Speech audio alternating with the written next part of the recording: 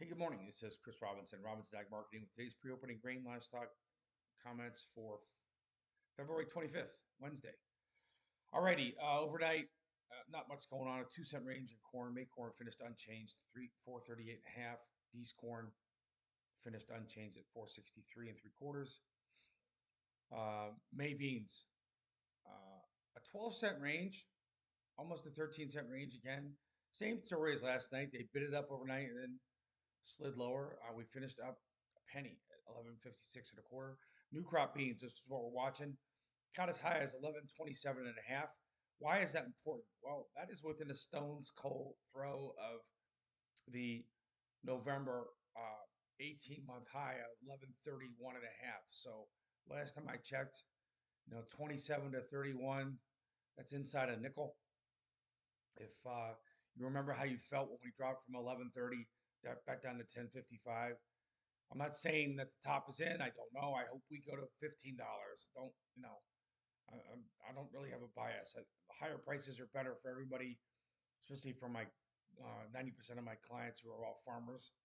But I want to make sure that we don't watch 11.20 beans turn into 10.20 beans and we didn't do anything about it. That's really what my whole program is about.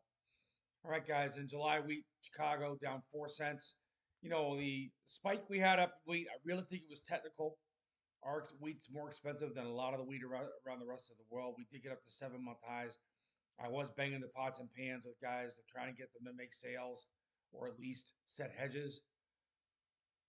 Usually, when I get very little response, that's that's a kind of a negative indicator. That means people don't think that there's any downside risk, or they think that the rally is just getting going.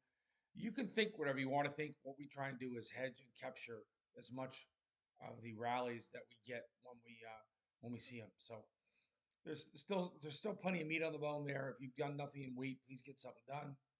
Moving on to the protein complex. The cattle was all higher yesterday. This is Wednesday. Uh, Nothing's changed headline wise. It's really going to come down to, can we break out of this sideways range? We've been hovering here really for about 10 trading days, between 360 and 370 in March feeders.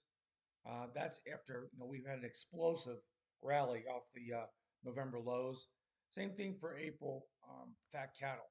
We had an explosive rally, and for the last 10 days, we've just been trading between 235 and 245. We're sitting right here at 240.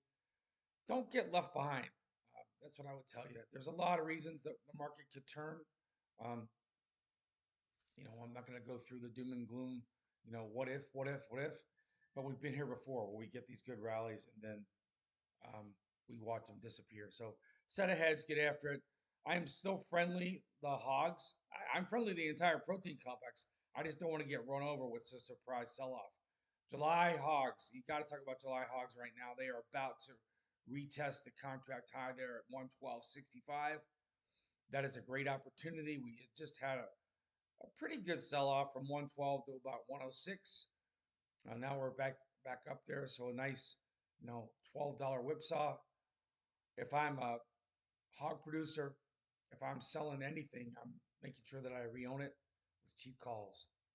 All right, guys, this is Chris Robinson, Robinson Ag Marketing. If you're looking for help, give me a call, 312-638-8868. I do think this is a rally that you need to be rewarding, especially in the grains. We do have a USDA report on the 10th, and then we've got the big enchilada, the March 31st planning intentions. Two big reports. Probably if you don't do any risk management at all, I would definitely. There's a couple big reports. First, the January report, which is already behind us. We saw how that turned out. Now the good thing is we've recovered since that.